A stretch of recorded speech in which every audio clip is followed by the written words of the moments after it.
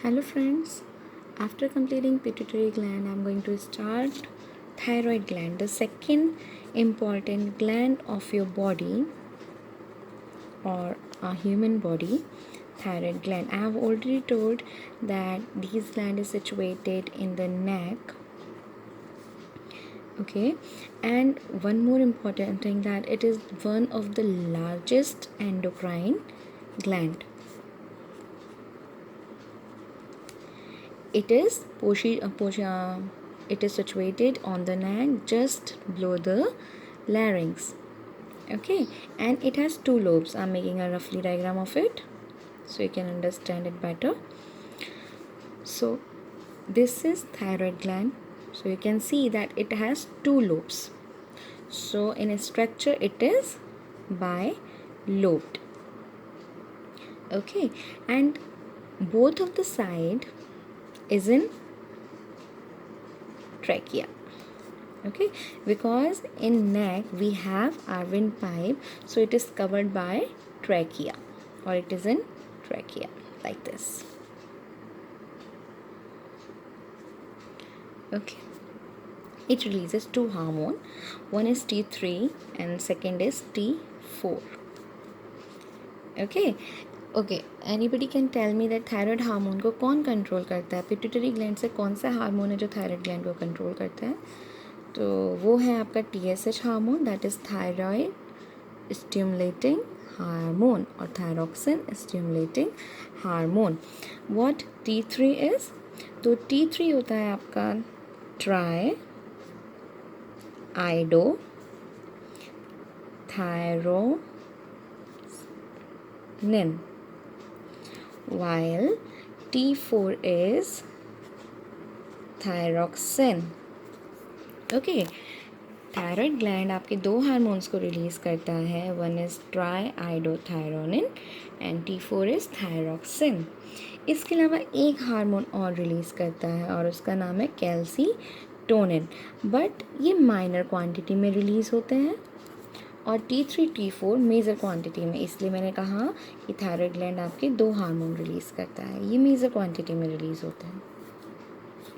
Okay, अब T3 T4 actually करते क्या है? तो ये आपकी बॉडी में मेटाबॉलिक एक्टिविटी को कंट्रोल करते हैं. T3 and T4 both controls metabolic activity of the body और बॉडी सेल. ओके, कैल्सीटोनिन का नाम से ही पता चल रहा होगा कि कैल्सीटोनिन किसको मेटाबॉलिज्म को कंट्रोल करेगा? कैल्शियम मेटाबॉलिज्म को कंट्रोल करेगा. अभी कैल्शियम मेटाबॉलिज्म को कैसे कंट्रोल करता है? तो कैल्शियम की कंसंट्रेशन को ब्लड के अंदर कम करके, ओके, कैल्सीटोनिन क्या करता है? Concentration of calcium decreases in the blood. Blood में ये कैल्सीटोनिन जो है कैल्शियम की अमाउंट को कम कर देता है.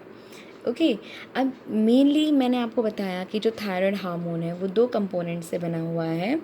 एक होता है उसका थायरॉक्सिन और दूसरा होता है iodine. See, over here thyroxine and over here iodine. ये आइडो वर्ड हमें कहाँ से मिला है? आयोडीन से.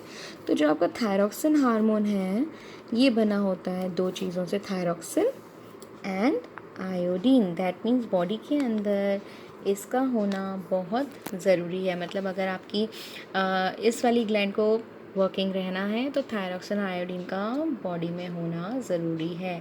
तो ये आपकी बॉडी के मेटाबॉलिज्म को कंट्रोल करता है. अगर बॉडी में आयोडीन की डेफिशिएंसी होगी जिसकी वजह से थायराइड ग्लैंड जो होती है एनलार्ज हो जाती है, deficiency of iodine causes goitre. उसको हम क्या कहते हैं? सिंपली गॉइटर बोलते हैं, सिंपल गॉइटर. डेफिशिएंसी और absence of iodine known as simple goitre. Okay, अब अगर डेफिशिएंसी हो रही है, थायराइड ग्लैंड का एनलार्जमेंट हो रहा है, तो दो तरह की डिजीज़ होती हैं. अगर आयोडीन कम है या थायराइड ग्लैंड प्रॉपर फंक्शन नहीं करी तो एक कहलाता है हाइपोथायरॉयडिज्म और एक होता है हाइपरथायरॉयडिज्म. ओके, हम यहाँ पे बात कर रहे हैं हाइपो की. हाइपो का मतलब क्या हो गया? लो. दैट मीन्स आपकी थायराइड ग्लैंड कम काम कर रही है। अब कम काम कब करेगी? जब उसको प्रॉपर आयोडीन नहीं मिलेगा वर्क करने के लिए। अब किसी चीज़ को जब आयोडीन नहीं मिल रहा है तो वो आपकी ब्लड से जो छोटा छोटा आयोडीन का कंसनट्रेशन है उसको एब्जॉर्व करना शुरू करेगा। अब जब कोई चीज़ एब्जॉर्व होती है तो वो अपना क्या करती है, अपने आप को बड़ा कर लेती है, लाइक स्पंज। अगर आप स्पंज से वाटर को स्क्विज कर देंगे तो मैं ये नहीं कह रही कि स्पंज का शेप कम हो जाएगा, लेकिन उसके अंदर से वाटर के कंटेंट निकल गए। लेकिन जब आप स्पंज में वाटर को एब्जॉर्व करवाते हैं तो वाटर के कंटेंट आ गए स्पंज के अंदर, तो उसका शेप कहीं ना कहीं, उसका वेट तो चेंज होगा। तो यहाँ पर भी सेम थायराइड के साथ है। थायराइड आपकी बॉडी से एब्जॉर्व करता है पूरा आयोडीन, जिसकी वजह से थायराइड का जो शेप होता है वो थोड़ा सा एनलार्ज हो जाता है। और उसी डेफिशिएंसी को हम क्या कहते हैं, हाइपोथायराइडिज्म, या फिर हम कहते हैं उसको गॉइटर। अगर हाइपोथायराइडिज्म अर्ली स्टेज में डेवलप हो जाता है, दैट मीन्स अर्ली डेवलपमेंट है बच्चों में जो होता है, तो इसको हम कहते हैं क्रिटिनिज्म। ओके। अगर हाइपोथायराइडिज्म एडल्ट में है तो ये प्रोड्यूस करता है माइक्सीडेमा।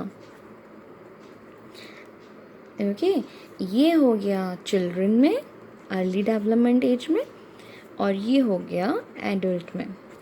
तो हाइपोथायराइडिज्म में हमने 2 पार्ट्स देखे, one is cretinism and second is माइक्सीडेमा।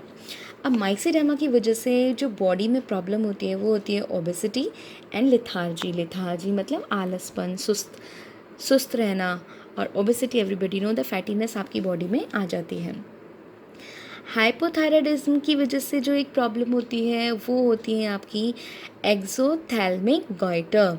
इस एक्सोथैल्मिक गॉइटर में आपकी बॉडी से वेट लॉस हो जाता है, क्योंकि आपकी जो थायराइड ग्लैंड है वो क्या हो गई, हाइपर एक्टिव हो गई। अब देखो इसको कैसे समझ सकते हैं।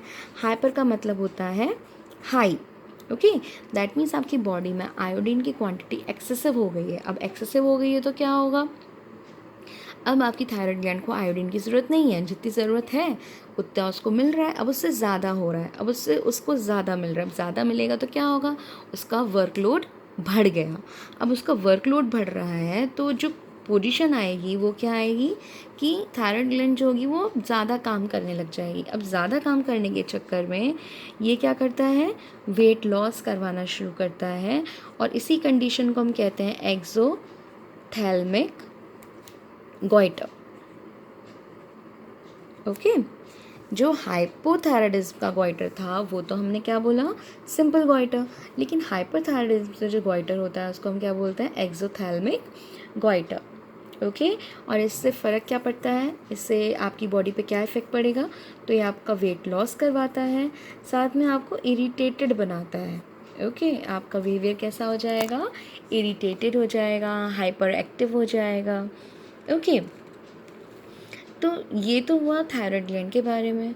अब थायराइड ग्लैंड में T3 T4 अपना फंक्शन कैसे करते हैं। ओके, ये फंक्शन भी तो जानना ज़रूरी है। तो ये फंक्शन कैसे करेंगे, मैंने जस्ट अभी बताया कि thyroid gland T3 T4 release करता है, और इसको कंट्रोल कौन करता है, TSH। ये TSH कहाँ से रिलीज़ होता है, पिट्यूटरी ग्लैंड से। तो TSH के प्रोडक्शन की वजह से ही क्या होगा, TSH किस पर आया, थायराइड ग्लैंड पे।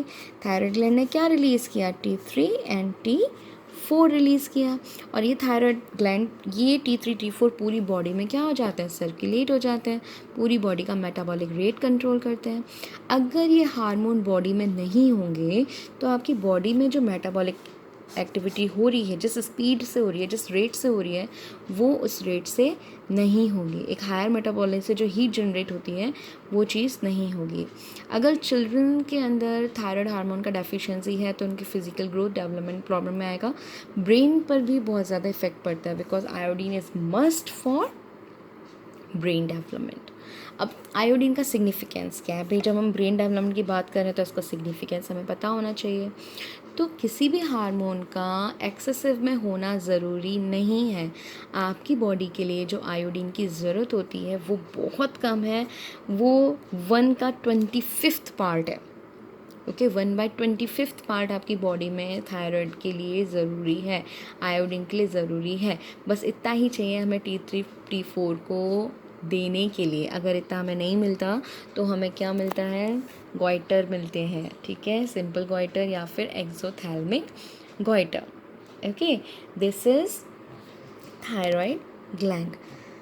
If you like this video, you can like it, subscribe it. Stay home, stay safe, take care.